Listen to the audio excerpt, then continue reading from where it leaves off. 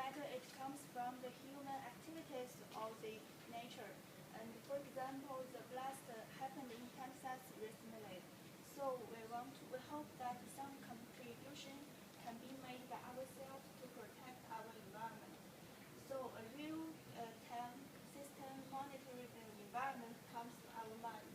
And first, let me give us a brief introduction.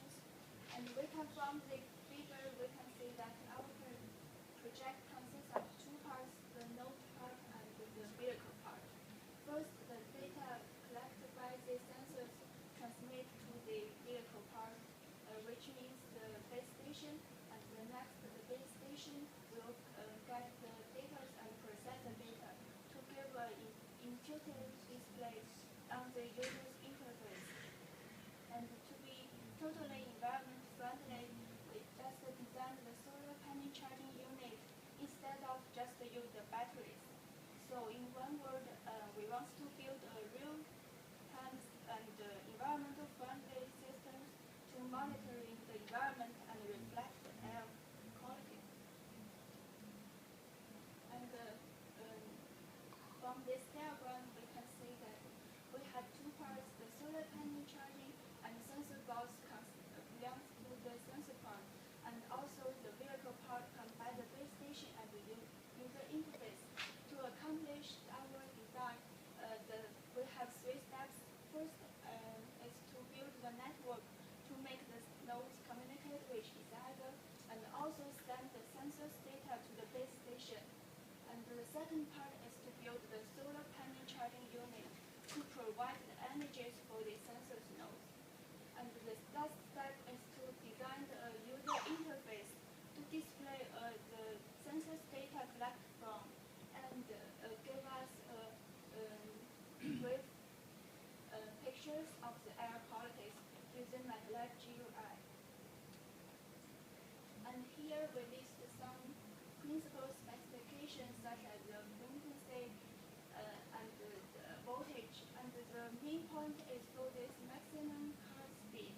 Because of the effective limited range of the sensors, we need to calculate this for many times. And the second one is standards. We need to like the sensors data to reflect the air quality. So we just search the related information from the AQI, air quality index, and we found that the 6 principal pollutants affect the air quality. We just choose 2 of them, that is nitrogen dioxide and carbon monoxide, and use these 2 ones to build standards like this, and to give the people a direct way to know how the air quality is. And the more levels means the more pollutants indicate that the people should care more about the air quality. And this is my in order to conduct our project, we can divide our project into 3 subsystems, like this. This is also the logic diagram of our system. First is a solar panel connected with a solar panel charging circuit, control circuit.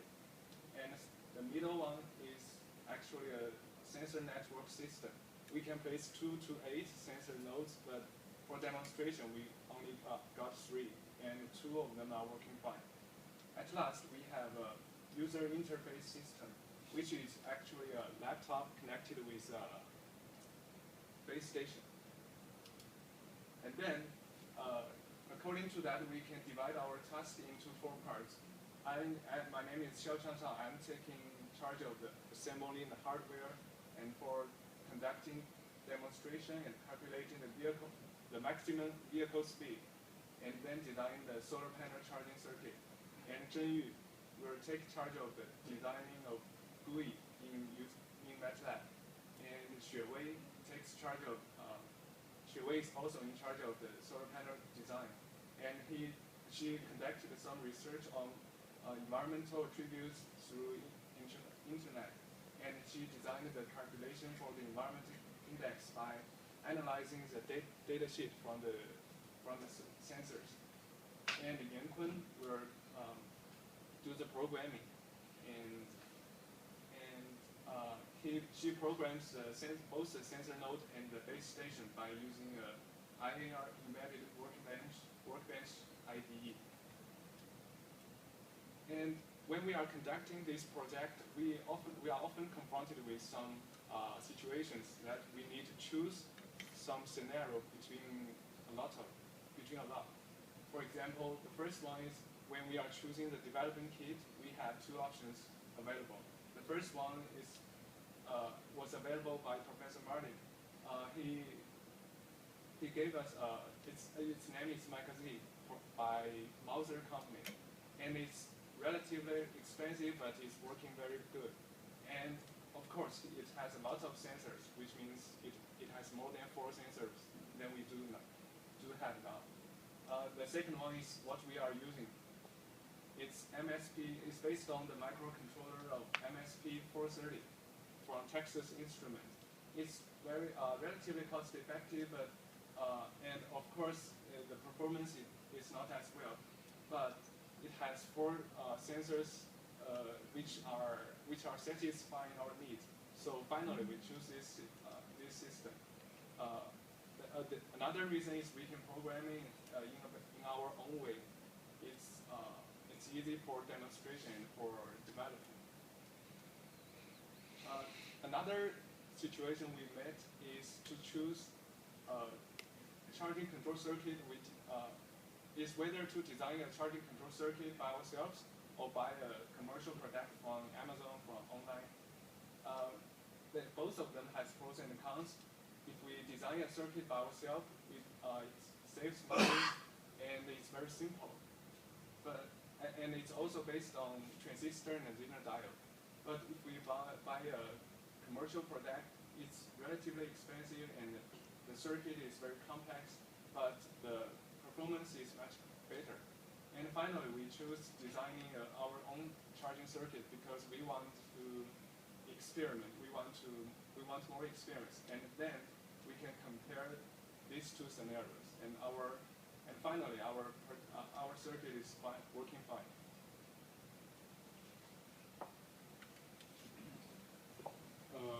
In doing a Zhengyu, there are several criteria we should follow, such as a minimum error, minimum cost, and we should also be environmental friendly.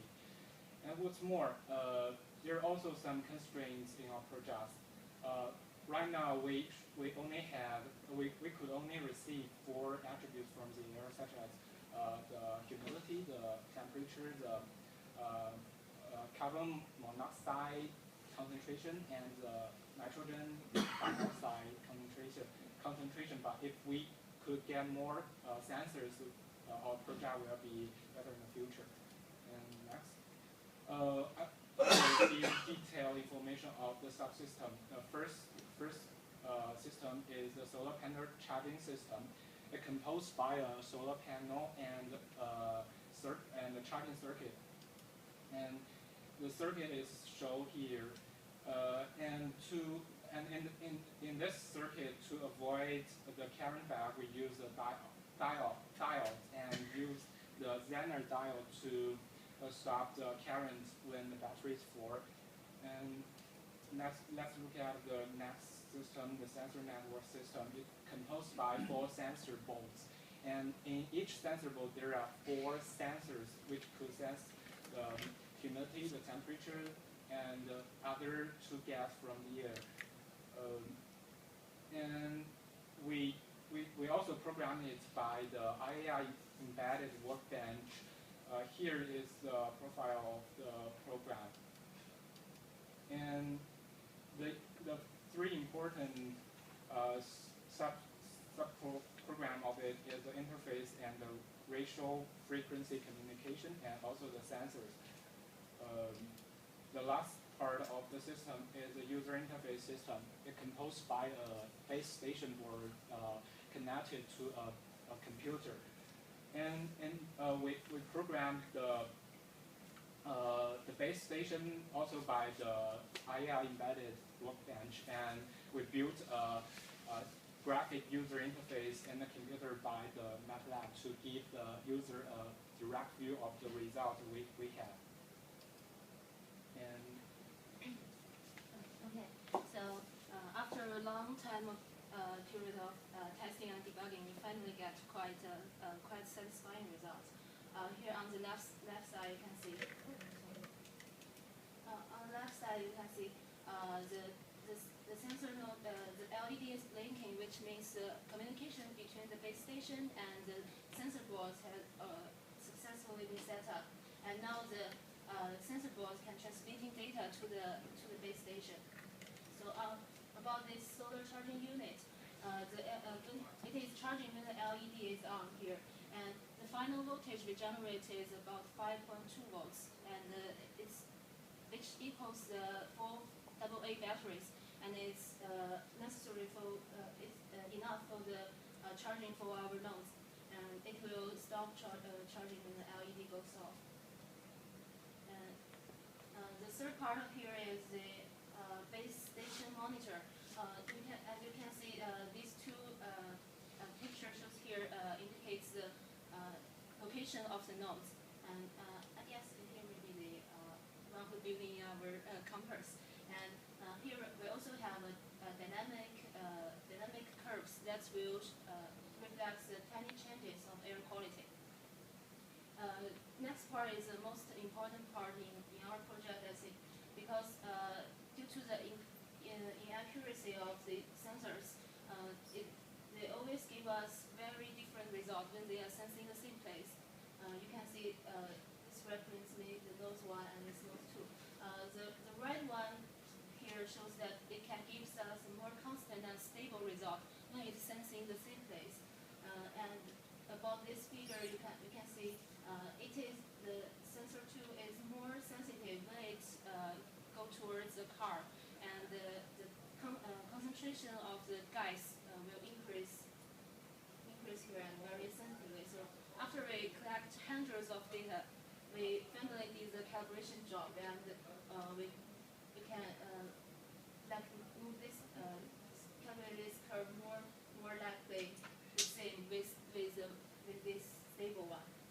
So at last, I think after we did the calibration work, so we can give a more convincible result when we place the data in different places. So at this part, I want to emphasize more on the expectations. If we can load a more GPS module on our sensor nodes, it will give the people a specific location of where the sensor is and how the environment performance there. So another part is the alarm system. I think if once we can monitor the air quality is pretty bad, we could alert people and not to enter in this place, or do some solutions for that. The next part is the air quality algorithm. As we have mentioned before, we only have 4 parameters to sense the air. But if we could maybe add more sensors, I think the results will be more. It will be more reliable and give a level quality levels with more accuracy. At last, we want to express our sincere thanks and gratitude to all those who help us during their design. And our special acknowledgement will go to Professor Marek and Professor Miller. Without their professional knowledge and patient guidance, we couldn't successfully build this system. And every time we encounter the problem, they will encourage us and gives us many comments and suggestions, which really means a lot to us. We also want to thank Jesse Cross from ECE Shao. He is always caring about our progress and offer help, which is really necessary for us. And questions?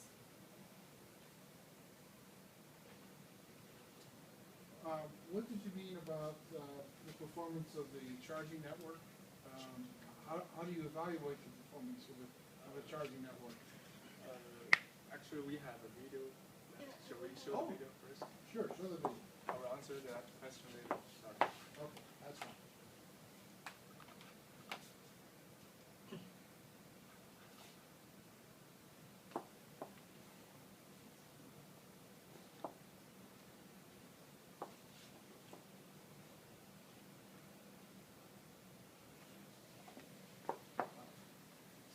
this is the circuit I finally got working.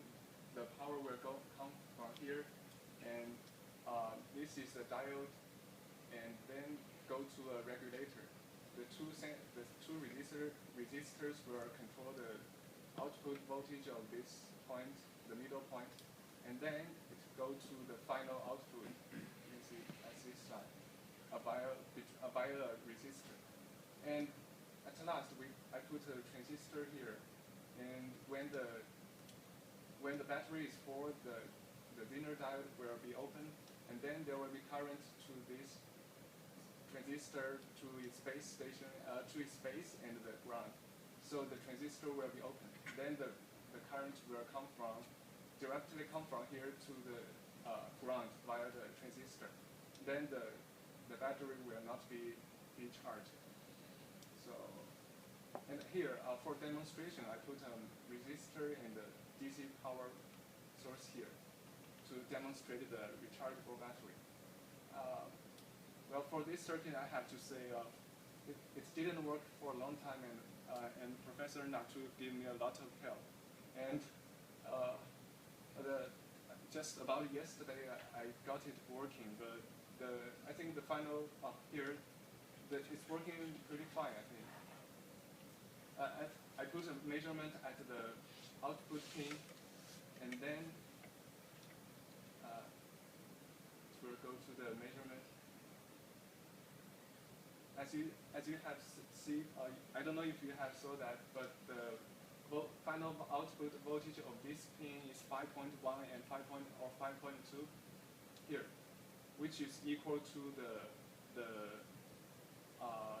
4 AA batteries. And now I just changed it to the collector side of the transistor. When I increase the battery voltage, the collector voltage will drop, which means the transistor has been opened. So the current will come from the transistor collector and then to the base, to the ground, rather than charging the battery. So this is how the circuit works, and finally it's working. And we tested in the sunshine. And here, as you can see, I removed all the batteries out to demonstrate the charging power is larger than the consuming power.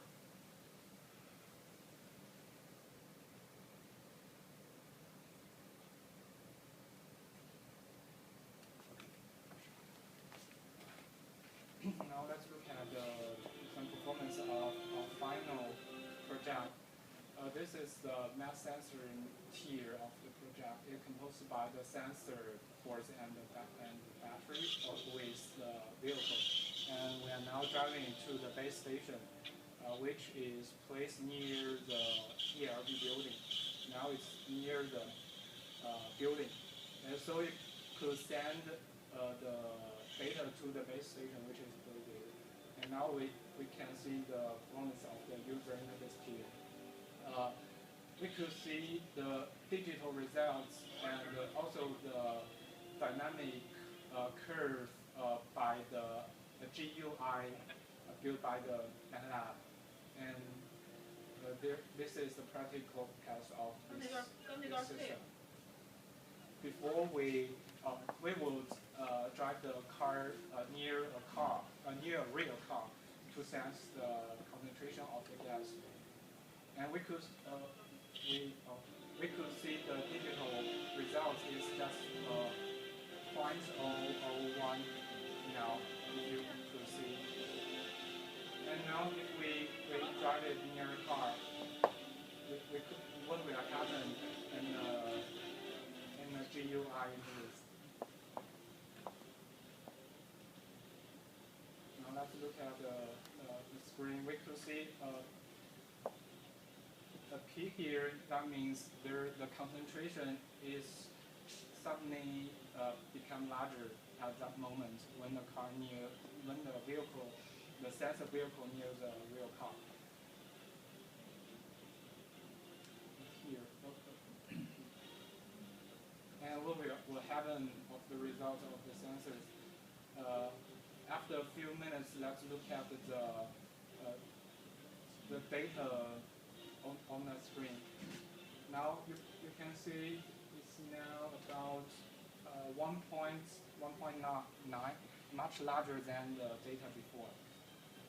So we could know the concentration of the carbon monoxide and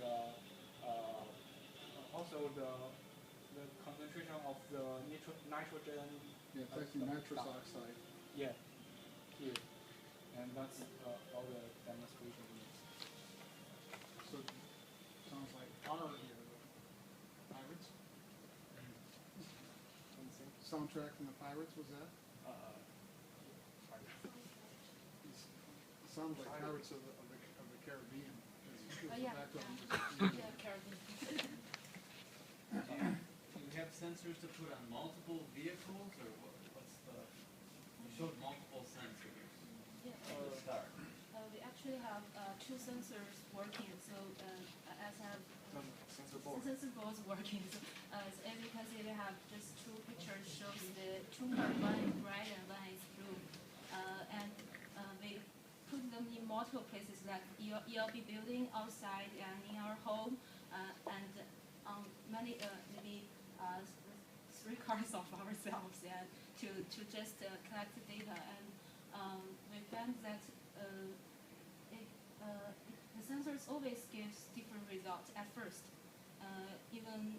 I think even when they are maybe just constantly at the same place. And so we did a lot of calibration work here. And Yeah, can you go back to the calibration page? Because your red line seems significantly different from the other line. Shouldn't they be close? Yeah. Shouldn't that red line be like the average of that blue line? Well, I have words on this. We have 4 sensors. Two of them are quite expensive, and 2 of them are pretty cheap. And these diagrams are showing the carbon monoxide and nitrogen dioxide. Sorry, I mean Nitrous oxide. Alright, sorry. And when we are putting them in the same place, we all know that the content of the air won't change that fast or won't change that big variously. But the data just varies a lot and for quite a long time. But luckily one of them, that is the red curve, is working stably and very sensitive. So I think the problem is on the sensor and the. Oh, so both of those are 2 raw Yeah, readings from sensors. Yeah, Yeah. both of Not them one that are. you computed that was No, calibrated? No, that's the data we that's collect and raw plot it. raw data from the sensors. Yeah. And Professor Miller, what was your problem? Question. You asked Look about the at my signal. notes here. I'm going to ask, oh yeah, how do you evaluate the performance of your charging? Oh, Yeah, okay. hardware. I evaluate by its voltage and output voltage and its output power. The output voltage is 5.2 or 5.1 volts, which is equal to 4 AA batteries. And I evaluate its charging power by removing all the chargeable batteries out, and then connect it to the sensor node, which we are going to use, powered by the batteries. So without the batteries, the solar panel and the solar panel charging control circuit can make the sensor work, which means it has more power than the sensor node needs. So, and at last, the most important is when I put a fake battery, which is a resistor and a DC power source, at the output end of the charging control circuit, and when I increase the fake battery voltage, the collector volts will drop. The collector voltage will drop, which means the current will not go into the rechargeable batteries anymore. They will go to the ground via the transistor. So this is how I evaluate it. Okay, how long does it take to charge a battery? You know, one way to evaluate it would be to have a completely discharged battery and then charge it and see how long it takes. Yeah, to be honest, I didn't process the whole process of. I mean, because you can overcharge. These are what, nickel metal hydrides? Is that what you're using? Yeah, yeah. Okay. So, you know, does your circuit sense when the battery is fully charged? Pardon? Does the charger sense when the battery is fully charged? And it shouldn't be charged anymore. As I said, when the load voltage, that is a rechargeable battery, the load battery increases higher than 5.4 or 5.6, the transistor will be open. Then the current won't go to the batteries anymore. They will go to the ground. So, and I tested it in the lab. Okay, you actually short the current to ground? Yeah. Because the zinc dioxide will provide a I basic can- Yeah, that's all right. voltage to the That's, transistor. okay. And so I'm just trying to picture, I'll look at your report, I'll get the information. Okay. That's fine. Okay, let's thank our presenters.